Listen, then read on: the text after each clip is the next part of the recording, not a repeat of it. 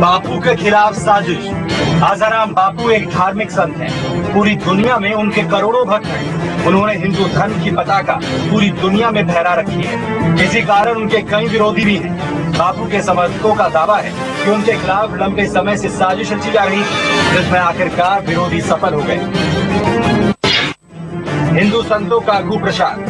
देश में हिंदू धर्म को बदनाम करने की साजिश लंबे समय से चल रही है। इस साजिश के पीछे जो लोग शामिल हैं, उनका रुतबा बड़े राजनेताओं तक है। आसाराम बापू हिंदू धर्म के बड़े संत हैं, इसीलिए उनको निशाना बनाकर हिंदू धर्म का पूरी दुनिया में कुप्रचार किया जा रहा है।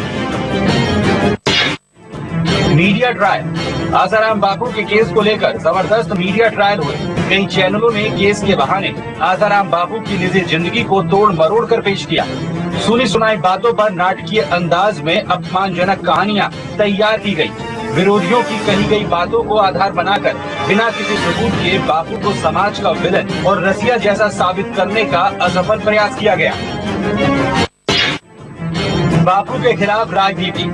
बापू के खिलाफ कार्रवाई के पीछे कई सियासी नेताओं का हाथ भी बताया जाता है। बापू समर्थकों का दावा है कि मुस्लिम और ईसाई धर्माचार्यों ने इसके लिए वैश्विक स्तर पर फंडिंग की और कई नेताओं को पैसे के बल पर साजिश में शामिल कराया।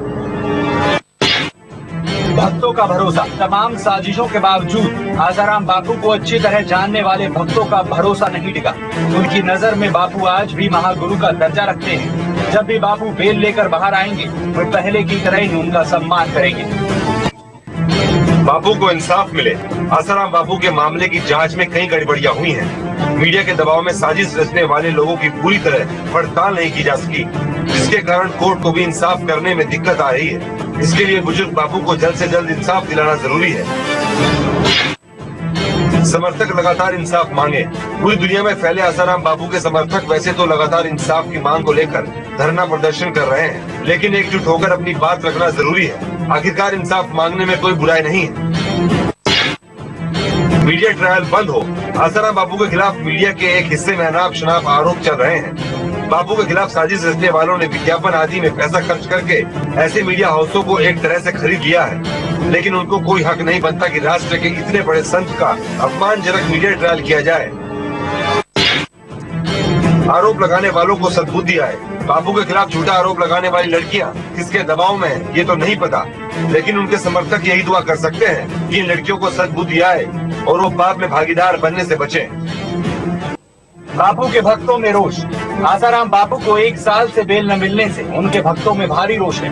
देश दुनिया में बापू के करोड़ों भक्त भारी गुस्से में। नई दिल्ली में भारी बारिश के बीच भी हजारों भक्तों का विरोध प्रदर्शन बताता है कि उनमें कितना गुस्सा है। साजिश की आशंका गहराई। रेप के मामले में तहलका के संपादक तरुण तेजपाल को जमानत मिल गई। बड़े बड़े घोटालों के आरोपियों को जमानत मिल चुकी है, लेकिन बावजूद इसके बापू को जमानत नहीं मिल पाई। उनके समर्थकों को लगता है कि कहीं न कहीं साजिश के तार इतने गहरे बुने गए हैं, जिससे कोर्ट भी सही स्थिति नहीं समझ पा रहा है। हिंदू धर्म की हानि।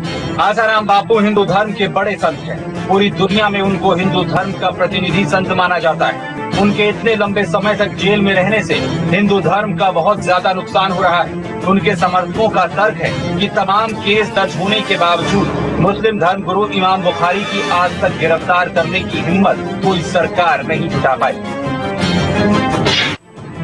कानून व्यवस्था का संकट। कहते हैं अगर समय पर इंसाफ न मिले तो उसे इंसाफ नहीं कहते।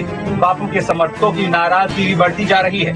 हालांकि किसी को भी कानून अपने हाथ में लेने का हक नहीं है, लेकिन बापू के करोड़ों भक्तों की नाराजगी कानून व्यवस्था का संकट खड़ा कर रही है।